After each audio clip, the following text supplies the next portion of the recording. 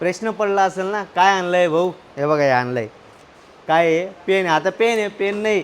सगळ्यांना जवळपास लॅपटॉप ज्याची बी रिक्वायरमेंट भाऊ टायलस पेनसोबत टॅब द्या किंवा लॅपटॉप द्या. हे टायलस पेनसोबत टॅब द्या, लॅपटॉप द्या. तर मित्रांनो, लिनोवो थिंकपॅडमध्ये पहिल्यांदा योगा स्लिप ज्याची सुरुवात ₹1,00,000 होतं.